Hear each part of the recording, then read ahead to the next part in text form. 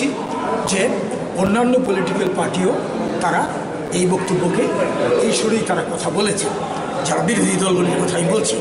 এবং এই ক্ষেত্রে আমাদের স্পষ্ট বক্তব্য হচ্ছে, রাজ্যে এই যে গত 4.5 বছরে যে পরিবেশ চলেছে, এই পরিবেশে সুষ্ঠু নির্বাচন হয়নি কোনো ক্ষেত্রে, একটি।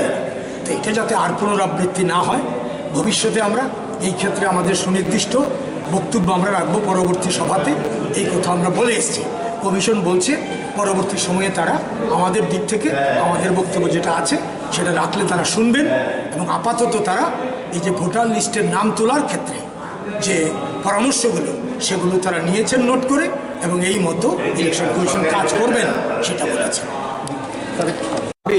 এটা সম্ভব নয় যে তাদের সার্টিফিকেট নিয়ে আসা বা তারা যে শিফট করেছেন, শিফটের পক্ষে কোনো প্রমাণ্য দলিল দেওয়া।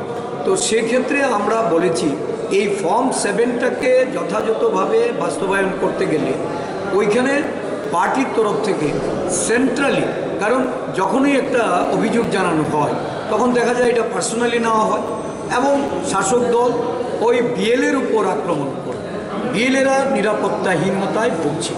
সেই ক্ষেত্রে আমাদের দাবি আমরা জানিয়েছি যে পলিটিক্যাল পার্টি সেন্ট্রালি ফর্ম 7 আমরা কনস্টিটিউয়েন্সি ওয়াইজ আর ইউকে দেব, ইআরও এটা পর্যবেক্ষণ করে প্রপার এনকোয়ারি করে ফর্ম 7-এর নাম ডিলিশন করবে। এই হলো আমাদের বক্তব্য। আর মেইনলি যেটা বিগত নির্বাচনে এই রাজ্যে সিপিএমএফ যেটা ডেপ্লয়মেন্ট হয়েছিল, যতটা পুলিশ ফোর্স, প্যারামিলিটারি ফোর্স এখানে ছিল, এই প্যারামিলিটারি ফোর্সটা এটা যেন বর্তমান পরিস্থিতির কথা মাথায় রেখে আরও বেশি করে এই রাজ্যের জন্য এই নির্বাচন, স্বচ্ছ নির্বাচন করানোর জন্য চাওয়া হয়। এটার জন্য আমরা পরিষ্কারভাবে বলেছি। ধন্যবাদ। ইলেকশন কমিশনের সঙ্গে কী বিষয়ে আলোচনা হয়েছে? আজকে ইলেকশন কমিশনের মিটিং ডেকেছেন ভোটার লিস্ট সংক্রান্ত ব্যাপারে। 2023-এর সাধারণ নির্বাচন, এই নির্বাচনকে সামনে রেখে ভোটার লিস্ট রিভিশন হবে, সেই রিভিশন নিয়ে আলোচনা হয়েছে। সেখানে আমরা আলোচনায় অংশগ্রহণ করে আমরা দাবি করেছি যে বিগত দিনে মূলত ভোটার লিস্টে আমাদের বিশেষ করে ফলস ভোটার সম্পর্কে আমাদের আপত্তি ছিল, এবং 2018 নির্বাচনের সময় আমরা প্রায় 37,000-এর উপরে ফলস ভোটারের নামকে আমরা চিহ্নিত করেছিলাম, এবং এই চিহ্নিত ভোটারের নামের পাশে নির্বাচন কমিশন এএসডি মার্ক করে দিয়েছিল। দেখা গেছে এএসডি মার্ক করা ভোটাররা 1% ভোটারও ভোট দিতে আসেনি। তাহলে এটা প্রমাণিত যে এই ভোটারগুলি জালি ভোট ছিল। আমরা কমিশনকে বলেছি কমিশন যেন সমটো ইনকোয়ারি করে এই সমস্ত ভুয়া ভোটারের নাম ভোটার লিস্ট থেকে বাদ দেওয়া হয়, এবং স্বচ্ছ ভোটার লিস্ট তৈরি করে আগামী দিনে নির্বাচন হোক, এটা আমরা চাই। এখানে অন্যান্য বিরোধী দল আজকে স্বচ্ছ ভোটার লিস্টের কথা না বলে ওরা রাজ্যে ল অ্যান্ড অর্ডার খারাপ হয়ে গেছে, এই সমস্ত কথা বলে কমিশনকে বিভ্রান্ত করার চেষ্টা করেছে। এটা আমরা চাই স্বচ্ছ ভোটার তালিকা হোক। এটা বিগত দিনে যারা সরকারে ছিল, যারা বিএলওদের উপর প্রেশার করে ফলস ভোটার তালিকা তৈরি করেছে, ওই সমস্ত নাম বাদ দেওয়ার জন্য মূলত আমরা আজকে দাবি করেছি। 2023 করে আমরা যে ভোটার তালিকা রিভিশন করার ক্ষেত্রে স্পেশাল সামারি রিভিশন 2023 যেহেতু ত্রিপুরার ইলেকশন আগামী বছরে নিয়োজিত আছে, আমাদের সামারি রিভিশনের কাজ শুরু হবে 9 নভেম্বর থেকে। সেটা নিয়ে আমরা আজকে ত্রিপুরা রাজ্যের যে ন্যাশনাল এবং যে রেকগনাইজড পলিটিক্যাল পার্টি সবাই পার্টির সঙ্গে আজ আমরা অল পার্টি মিটিং করেছি। আমাদের পক্ষ থেকে আপনি দেখেছেন প্রথমবার আমরা পলিটিক্যাল পার্টিকে প্রেজেন্টেশন দিয়েছি। প্রেজেন্টেশন মধ্যে সব তথ্যগুলো ছিল, ওদের যে কথা আমরা আজকে শুনেছি, অনেক পয়েন্টস আমরা নোট করেছি। আমাদের যে election machinery, district magistrate, sub divisional district magistrate, ARO, BLO पर्यंत আমরা ये सब আলোচনা নিয়ে যে পয়েন্টস যে ওনারা তুলে ধরেছেন আমরা সেটা নিয়ে আগামী দিনে যে ভোটার তালিকা 100% ফটো ইপিক 100% প্রায় 100% নট এক্স্যাক্টলি 100% আধার লিঙ্ক এবং ক্লিন পিওর করার জন্য আমরা চেষ্টা করব আর এই যে প্রসেসটা সবই ফ্রি ফেয়ার ট্রান্সপারেন্ট ম্যানার মধ্যে করার জন্য আমরা সবাইকে আজকে আশ্বস্ত করেছি। আমি আপনাকে সবাই মাধ্যমে ত্রিপুরা রাজ্যের যে ভোটার্স আমি অনুরোধ করব যদি আপনাদের নাম এই ভোটার তালিকাতে নাই তাহলে আপনি আগামীকাল থেকে আপনি অনলাইন অফলাইন নিবেদন করতে পারেন। এমনকি যাদের বয়স 18 বছর হবে 1 জানুয়ারি 2023-এ আমরা ওদেরকে ভোটার তালিকাতে নথিভুক্ত করব। আর যাদের বয়স 18 হয়নি কিন্তু 17 কমপ্লিট হয়েছে ওনারাও আগামী অ্যাডভান্স অ্যাপ্লিকেশন করতে পারে।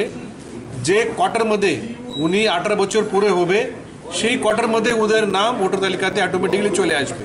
আমরা ওখানে ডেট অফ বার্থ বসিয়ে দেব সফটওয়্যার মাধ্যমে অটোমেটিক উনি ভোটার লিস্টে 1 এপ্রিল 1 জুলাই 1 অক্টোবর আর 1 জানুয়ারিতে ওদের নাম অটোমেটিক চলে আসবে। এটা হচ্ছে একটা নূতন advanced opportunity given by the Election Commission of India. আর যে প্রত্যেক কলেজमध्ये আমরা এই যে ফর্ম 6 ভরার জন্য যে লিঙ্ক আমরা ওনাকে দিয়ে দেব। স্পেশাল ক্যাম্পেইন হবে সবাই কলেজमध्ये যেখানে 17+, 18+, 19। আজকে ইলেকশন কমিশনের সঙ্গে কী বিষয়মূলক আলোচনা? আমাদের চিফ ইলেকটোরাল অফিসার রাজ্যে সর্বদলীয় সভা ডেকে সামারি রিভিশনের বিষয়ে উনি অবগত করেন। আগামীকাল থেকে কাজ শুরু হবে রাজ্যের সমস্ত ভোটারদের মধ্যে এই নাম তোলা, নতুনভাবে নাম বাদ দেওয়া বা নাম সংশোধনী, এই বিষয়গুলি মূলত আগামীকাল থেকে শুরু হচ্ছে। 1 মাসব্যাপী এই রিভিশনের কাজ হবে। তো ভারতীয় জাতীয় কংগ্রেসের পক্ষ থেকে আমি এবং তপন দত্ত আমরা দুজন মিলে সভায় ছিলাম। সেখানে আমরা মূল বিষয় যেগুলি এগুলির আলোকপাত করতে গিয়ে পরিষ্কারভাবে আমরা বলেছি যে ফর্ম 6-এর মাধ্যমে নাম তোলার ক্ষেত্রে নির্বাচন কমিশন বলেছেন যে যাদের বয়স 1/1/2023-এ 18 বছর পূর্ণ হবে তাদের নাম লিপিবদ্ধ করানোর জন্য এখন থেকেই সেই কাজটুকু শুরু করে। এটা নতুনভাবে এসছে। কিন্তু সেই ক্ষেত্রে আমরা দেখেছি যে অনেক ভুয়ো ভোটারের নাম, যাদের ওই সময়ে বয়স পূর্ণ হচ্ছে না, আন্ডার এজ ভোটার, তাদের নাম তোলার জন্য একটা শাসক দলের তরফ থেকে একটা প্রচেষ্টা নেওয়া হচ্ছে। এটা যেন কোনো অবস্থাতেই না হতে পারে। সার্টিফিকেট, কারণ এখন এই আধুনিক যুগে প্রত্যেকটা বয়সের প্রমাণপত্র এটা অ্যাভেলেবেল। মিউনিসিপ্যালিটির সার্টিফিকেট বলুন, বয়সের বিভিন্ন স্কুল সার্টিফিকেট বলুন, এবং সেগুলি ভালোভাবে খতিয়ে দেখে ফর্ম 6-এ নাম লিপিবদ্ধ করা। ফর্ম 7-এর ক্ষেত্রে যেখানে যারা নাম বাতিলের জন্য অ্যাপ্লিকেশন করবে, দেখা যাচ্ছে যে যারা অ্যাপ্লিকেন্ট যারা হবে তাদেরকে প্রমাণ করতে হবে ডেথ সার্টিফিকেট দিয়ে, শিফটেড সার্টিফিকেট দিয়ে। এখন যারা মারা গেছে তারা উইলিং না থাকে, তাদের দিক থেকে সার্টিফিকেট পাওয়াটা এটা সম্ভব নয়। যারা শিফট করে চলে গেছে, আমাদের রাজ্যে বিভিন্ন রাজ্য থেকে বিভিন্ন অফিসাররা আসেন, তারা থাকেন, পরবর্তী সময়ে তারা চলে যান। এটা অ্যাপ্লিকেন্টের পক্ষে কোনোভাবেই এটা সম্ভব নয় যে তাদের সার্টিফিকেট নিয়ে আসা বা তারা যে শিফট করেছেন শিফটের পক্ষে কোনো প্রমাণ্য দলিল দেওয়া। তো সেক্ষেত্রে আমরা More than 50% we have enrolled them, and our target is that in the coming month 100% enrollment of the Bru voters will be done in the voter list. What is the main hurdle in that case? If they are coming to the settlement camp for rehabilitation, we will enroll them. Now, whether to take the scope of this rehabilitation and where to go, which camp they will resettle, it is their choice.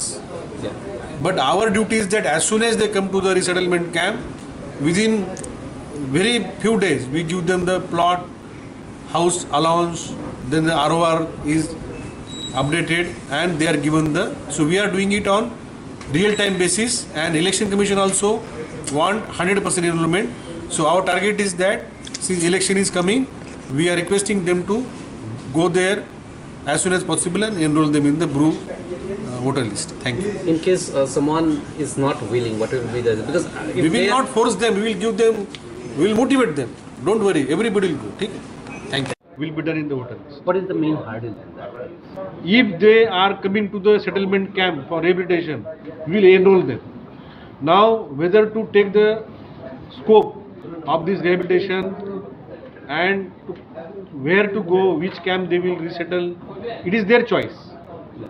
But our duty is that as soon as they come to the resettlement camp, within very few days, we give them the plot, house allowance, then the ROR is updated and they are given the, so we are doing it on real time basis, and election commission also want 100% enrollment. So our target is that since election is coming, we are requesting them to go there as soon as possible and enroll them in the BRU voter list. Thank you. In case someone is not willing, what will be the because if We will they- not force them, we will give them, we will motivate them. Don't worry, everybody will go. ठीक? Thank you. Thank you.